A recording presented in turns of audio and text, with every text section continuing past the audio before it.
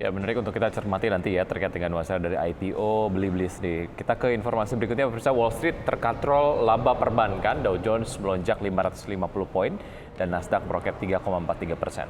Ya, sementara dari Eropa, investor sambut rencana fiskal Inggris. Bursa saham Eropa sumringah. Indeks FTSE 100 Inggris melesat 0,9% menjadi 6.920 pemirsa setelah Menteri Keuangan baru Jeremy Hunt membatalkan sebagian besar rencana pemotongan pajak Perdana Menteri Liz Truss sebesar 45 miliar pound sterling yang menyebabkan gejolak pasar dan memaksa Bank of England untuk campur tangan. Langsung kita simak data selengkapnya penutupan dari Bursa Amerika, Eropa, dan yang lainnya. Oke, dari Amerika Serikat, Dow Jones Industrial Average ditutup melonjak 1,86%. Selebihnya dapat Anda saksikan di layar televisi pemirsa untuk Bursa Amerika.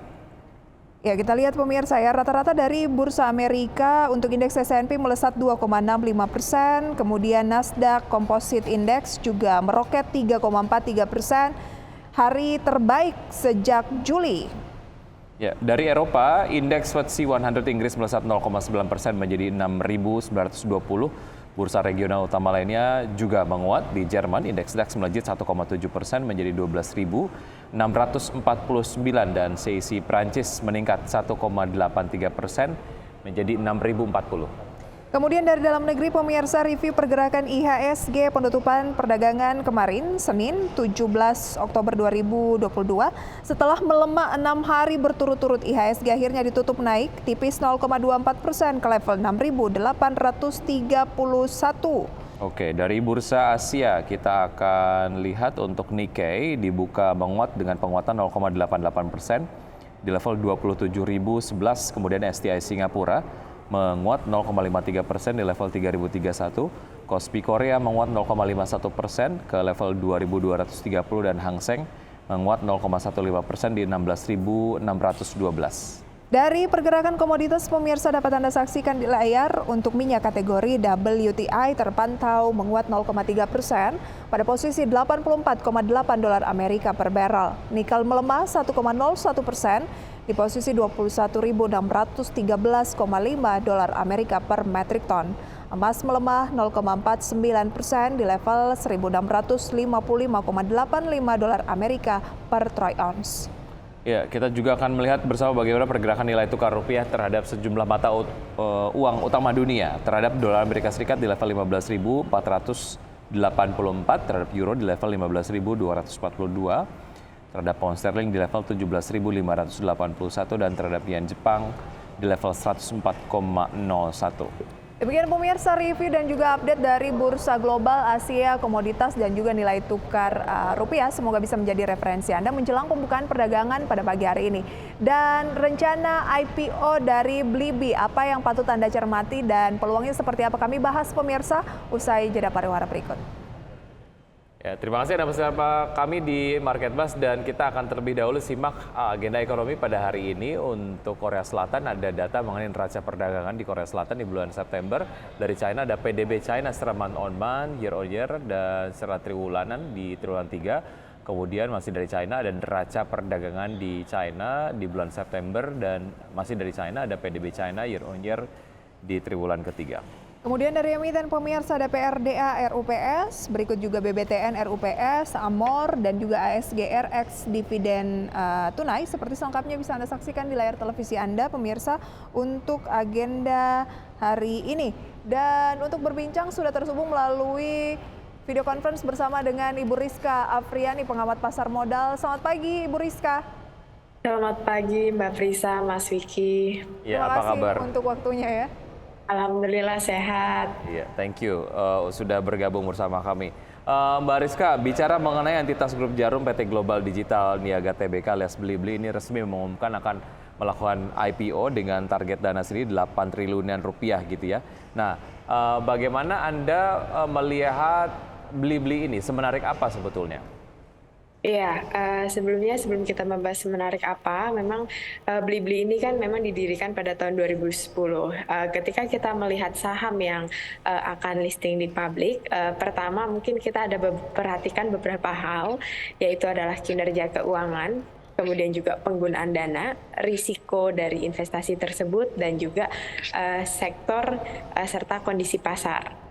Nah, melihat dari Blibli, saya melihat bahwa Blibli ini kan merupakan platform penjualan yang terintegrasi secara online dan offline melalui layanan e-commerce dan toko fisik. Jadi dia juga memiliki mitra yang memang saat ini sudah lebih dari 27.000 toko yang melayani fitur Blibli in-store dan klik dan collect. Kemudian berbicara mengenai kinerja keuangan dari Blibli, kita bisa melihat dari prospektus ringkas yang sudah disampaikan oleh Perseroan bahwa dari tahun 2019 sampai dengan periode 30 Juni 2022 ini, Perseroan masih mencatatkan kerugian. Ini di 30 Juni 2022 itu mencatatkan kerugian sebesar 2,5 triliun dengan pendapatan yang dibukukan adalah sebesar 6,7 triliun. Ini juga bisa menjadi perhatian oleh pelaku pasar dari sisi kinerja keuangannya. Kemudian dari sisi penggunaan dana, di sini penggunaan dana Blibli itu kan sekitar 5,5 triliun akan digunakan untuk pembayaran hutang, sementara sisanya adalah untuk modal kerja. Biasanya emiten yang untuk membayar hutang di sini kan memang ada sisi positif, ada negatifnya. Dari sisi positif ini akan mereduce dari cost of fund emiten itu sendiri. Namun dari sisi biasanya kan ekspansi modal kerjanya ini lebih sedikit. Di sini kalau dilihat dari komposisi penggunaan dananya itu juga bisa menjadi perhatian juga dari pelaku pasar dari sisi penggunaan dana. Kemudian dari sisi risiko, kita berbicara prospektus itu ada risiko utama dan risiko usaha. Ini diperhatikan juga bahwa risikonya memang disampaikan Perseroan tidak dapat menjamin untuk mempertahankan laju pertumbuhan yang telah dicapai selama ini. Jadi ada potensi nantinya Perseroan juga tidak dapat meraih profitabilitas di masa depan. Walaupun memang di sini kita lihat sekarang kan dari sisi bisnis teknologi digital ini juga memang sangat pesat pertumbuhannya, namun ini juga bisa menjadi sebuah concern daripada investor. Kemudian berbicara sektor, saya lihat memang sektor saat ini berbicara menarik, mungkin kita bisa berbicara pada emiten unicorn sebelumnya yang telah listing, itu ada Goto, kemudian juga ada Buka, di mana Goto dan Buka juga tidak kalah meraup dana dari pasar yang bisa dibilang adalah cukup tinggi, cukup besar. Di Goto itu sebesar 15,8 triliun dan Buka 21,9 triliun. Ini kan menandakan bahwa pencapaian yang dicapai oleh Goto dan Buka ini merupakan ketertarikan publik yang luar biasa terhadap bisnis model startup yang bernilai di atas 1 miliar atau unicorn kita bisa bilang. Ini kan Goto, Buka, dan Blibli ini merupakan unicorn. Dan juga kita bisa memperhatikan dari sisi kondisi pasar. Kondisi pasar saat ini memang dipenuhi dengan ketidakpastian karena tingginya inflasi yang terjadi di beberapa negara maju. Kemudian juga kalau kita lihat sebelumnya investor itu relatif tertarik dengan perusahaan digital dengan valuasi jumbo, sementara saat ini investor publik saya lihat ini agak lebih realistis. Jadi kalau berbicara menarik, mungkin tadi ada 4 concern utama saya ya yang telah saya sampaikan, itu bisa menjadi perhatian pelaku pasar. Oke, berarti bisa ya di-compare dengan IPO misalnya Goto, Blibli ini. Dan kalau dilihat kan Goto juga IPO dalam posisi waktu itu masih rugi, sama seperti Blibli. Kira-kira peluangnya euforianya akan paling tidak sama tidak? Karena ketika IPO Goto mengalami kenaikan yang cukup signifikan dan berlangsung selama cukup lama gitu. Iya betul Mbak Prisa, kalau berbicara mengenai Goto, euforianya ini agak relatif lebih berbeda dibandingkan dengan Goto. Karena ketika kita membandingkan Goto pada saat itu terjadi lebih dari 15 kali kelebihan penawaran. Kemudian Buka setelahnya itu hanya terjadi 8,7 kali kelebihan permintaan penawaran. Jadi di sini permintaan penawaran ini animo dari publiknya saya rasa tidak akan sebesar Goto dan Buka. Okay. Selain itu juga mungkin kita berkaca pada harga saham dari Goto dan Buka itu sendiri. Berarti Anda sarankan tidak Blibli ini untuk dicermati, mengingat ya Goto yang sudah lebih dulu listing, investor asing ini tampaknya masih terus mengakumulasi setelah sempat tertekan cukup dalam. Iya. Investor asing saat ini memang sedang mencermati cukup dalam karena dilihat harga saat ini relatif lebih murah ya. Sekarang kan di kisaran 200-an. Jadi ini juga menjadi perhatian investor asing untuk lakukan akumulasi untuk jangka panjang di GoTo. Baik, oke. Ini kalau kita lihat dari data prospektusnya sendiri, Mbak Rizka, neraca keuangan Blibli.com masih rugi 2,5 triliun rupiah pada periode tahun berjalan di Juni tahun 2022. Kerugian Blibli.com naik dibandingkan dengan periode yang sama pada tahun lalu, yakni 1,57 triliun. Tapi dari sisi pendapatan, Blibli.com membukukan 6,7 triliun pada periode Juni 2022 atau naik 123% dibandingkan dengan periode yang sama dari tahun lalu, yaitu adalah 2,9 triliun. Dari peningkatan dari sisi pendapatan sendiri yang kemudian naik 123%. Tidakkah ini kemudian menguatkan alasan fundamental mengapa kemudian Blibli mungkin masih menarik untuk bisa dimasuki, Mbak Rizka? Iya, kalau berbicara mengenai pendapatan yang meningkat, di sini juga terjadi beban pokok pendapatan yang juga turut meningkat. Jadi dengan pendapatan sebesar 6,7 triliun, beban pokok pendapatannya adalah 6,1 triliun, sehingga labanya sisanya ada di 560 miliar dan kemudian juga ada umum dan beban administrasi. Jadi saya lihat ini cukup inline. Beda halnya ketika Blibli ini mampu meningkatkan dari sisi gross profit marginnya. Kalau dari gross profit margin saya lihat ini tidak terlalu signifikan dibandingkan periode sebelumnya. Dari sisi pendapatan yang meningkat itu memang itu bagus untuk kedepannya juga. Karena potensi future value-nya ini akan mendapatkan pendapatan yang signifikan. Tapi kita juga perhatikan dari sisi bebannya itu sendiri. Karena kita agak berbeda memang ketika kita melakukan valuasi untuk startup dibandingkan dengan emiten misalnya berbicara manufacturer ya. Tapi kalau saya lihat itu kembali lagi kepada investor.